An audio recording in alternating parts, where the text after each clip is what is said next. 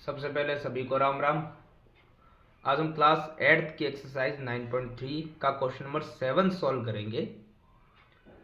Question number 7 में हमें दिया गया है if each edge of cube is doubled, यानी कि ये कह रहा है अगर हम प्रत्येक जो हमारा घन है क्यूब है उसके एज को यानी जो साइड होती है उसको डबल कर दे तो how many times will be its surface area increase.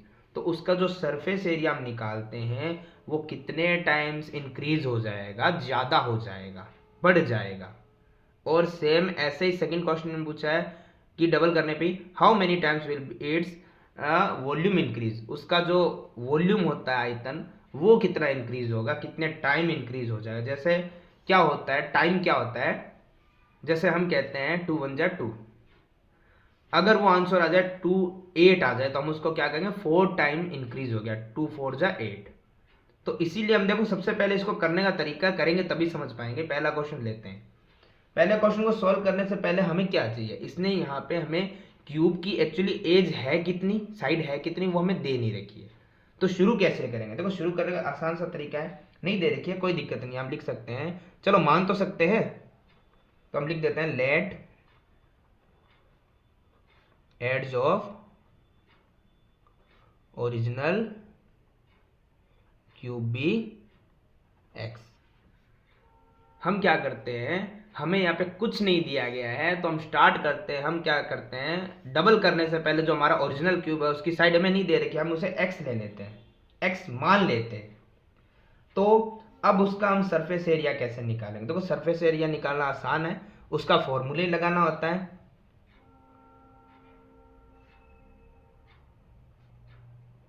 Surface area of original cube. और एक चीज ध्यान रखिएगा जो मैंने शुरू में बता दिया गया था, क्यूब और क्यूबॉइड होता है, घन यानी घन और घनाभ, इन दोनों के अंदर एक चीज ध्यान रखिएगा, जब तक आपको सामने से बोला ना जाए कि इसका हमें लेटरल सरफेस एरिया निकालना है, जब तक ये बोला ना जाए तो सरफेस एरिया हम निकालेंगे वो टोटल ही निकालेंगे। ठीक है, ये ध्यान रखिएगा। क्यों, क्योंकि ये जो क्यूब होता है डब्बा होता है और हमें जब बोला ही नहीं जा रहा है कि छत पे पेंट नहीं करना है या छत पे कोई चीज़ यूज नहीं करनी है, फर्श पे यूज नहीं करनी है, तो हम उस पूरे डब्बे का ही निकाल देते हैं, तो टोटल निकालेंगे। तो टोटल सरफेस एरिया क्यूब का क्या होता है, हमने पहले पढ़ रखा है, टोटल सरफेस एरिया होता है 6L², या इसे हम L की जगह साइड भी लिख सकते हैं। तो ध्यान दीजिएगा 6 है, L यानी साइड, साइड कितनी है, कितनी मानी थी हमने x, और स्क्वायर एज इट इज। तो ये निकल गया हमारा इसका सरफेस एरिया। अब हमें क्या निकालना पड़ेगा, इसका वॉल्यूम निकालना पड़ेगा। तो वॉल्यूम भी निकाल देते हैं साथ में, या चाहे तो हम वॉल्यूम बाद में निकाल सकते हैं, पहले हम पहला क्वेश्चन कंप्लीट कर लेते हैं। तो हमने इसका क्या निकाला अभी, सरफेस एरिया, ये तब जब ओरिजिनल उसकी हमें एज है हमारे पास जो हमने x माना था। अब इसका हमें क्या करना है, डबल करना है। तो हम यहां लिख सकते हैं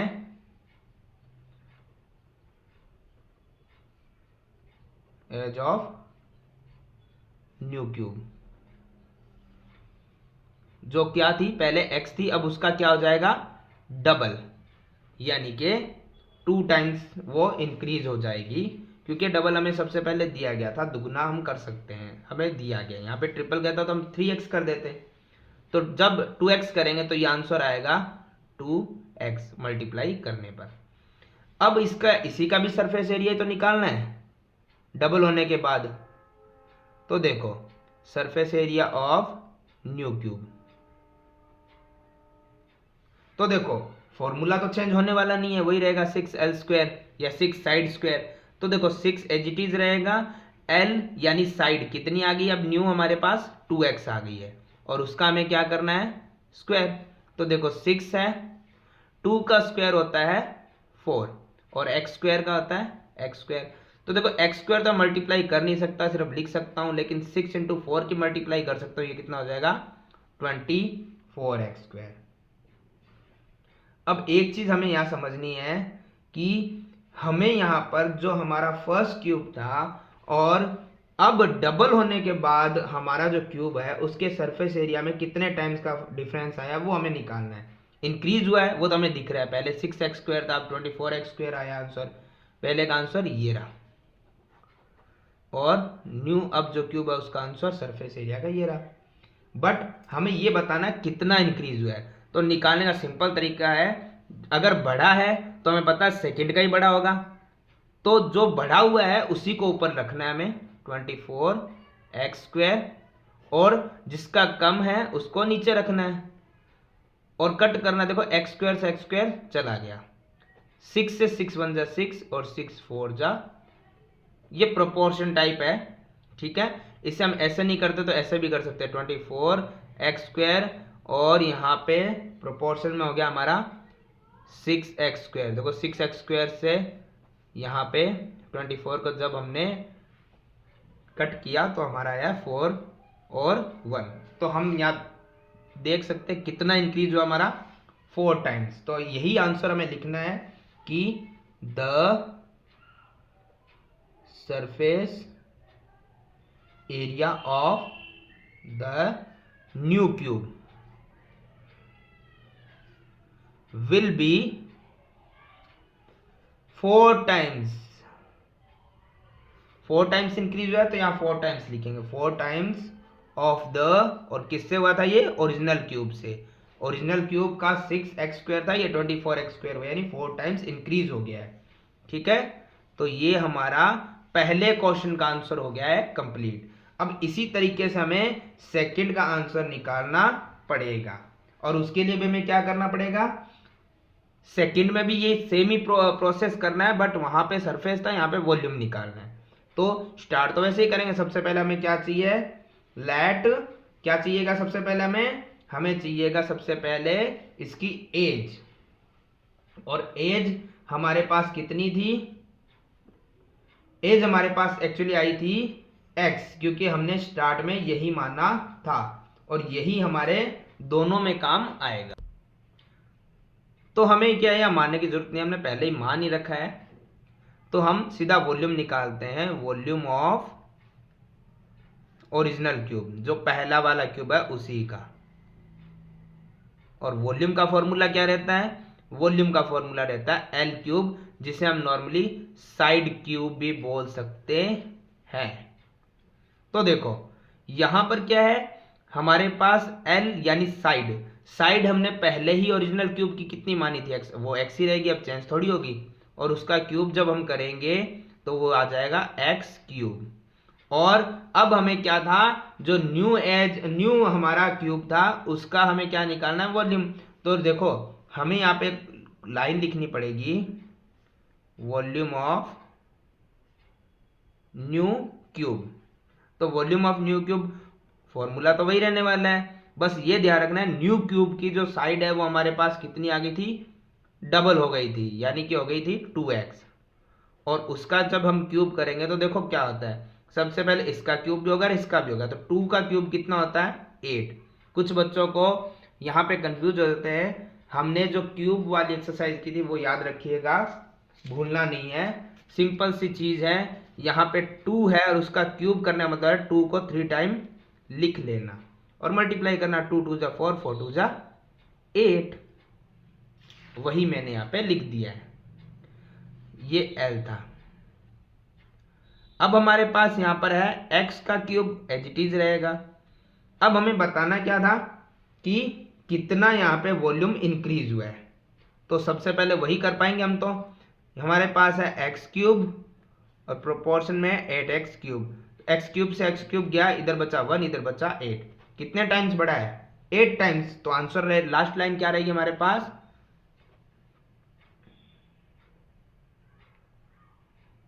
the volume of the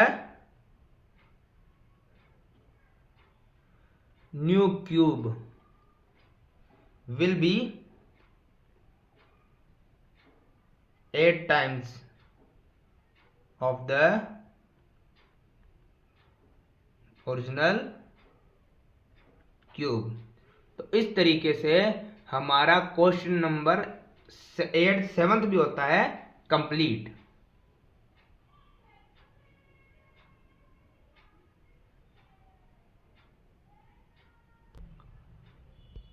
question number 8, हमें यहाँ दिया गया है water is pouring into a cuboidal reservoir at the rate of 60 litre per minute. देखो एक हमारा क्यूबोडियल यानी कि घनाभ आकृति का रिजर्वायर है जिसके अंदर क्या है 60 लीटर पानी आ रहा है पर मिनट।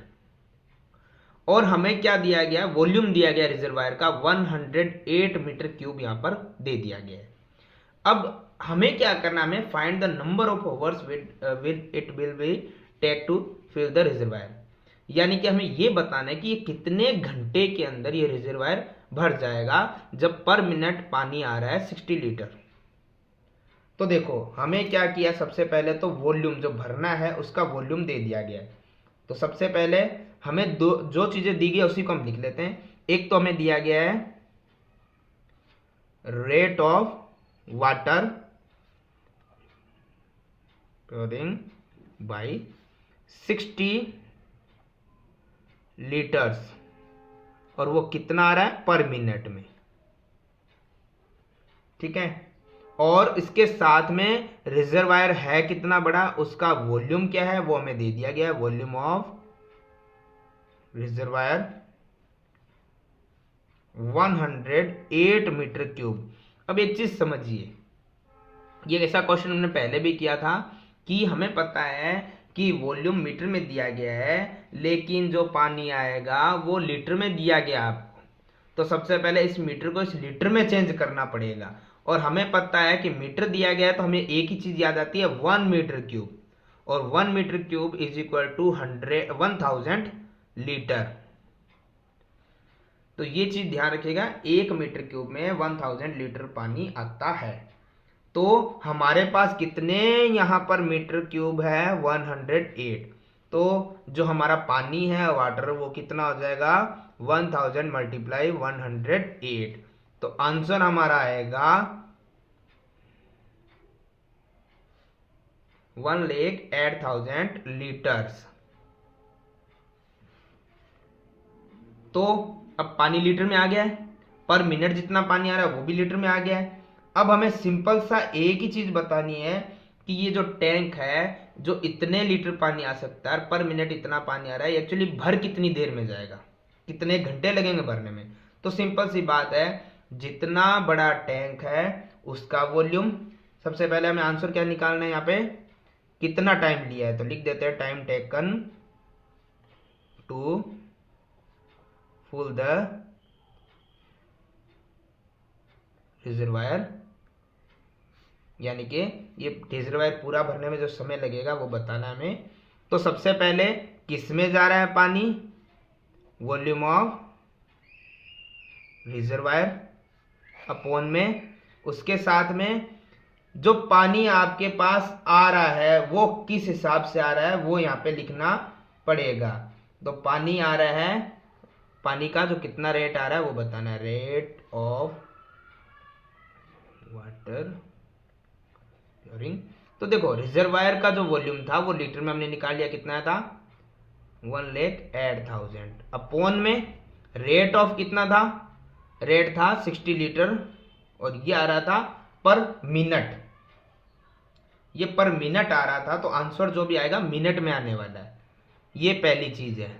यहाँ पे कंफ्यूज हो जाते हैं बच्चे कि लो आंसर आ गया भैया, आपने पूछा है हमने बता दिया, आपने पूछा हमने बता तो दिया, लेकिन हमने क्या बताया है वो भी ध्यान रखना पड़ेगा। हमने बताया है इतना टैंक है, इतना पानी आ रहा है पर मिनट और ये आ रहा है पर मिनट। तो आंसर आप जो निकालोगे टैंक भरने में वो मिनट आएंगे कितने लग रहे हैं। तो सिंपल सा ये लो, ये कट हो गया, ये हमने डिवाइड कर दिया, 6 1 जा 6, 4 48 हो गया, 6 8 जा 48 और यहाँ पे हमारे पास बचा है 0 और 0, यानी कि 1800 मिनट है। ये 1800 आवर नहीं है, 1800 आवर तो भैया बहुत होते हैं।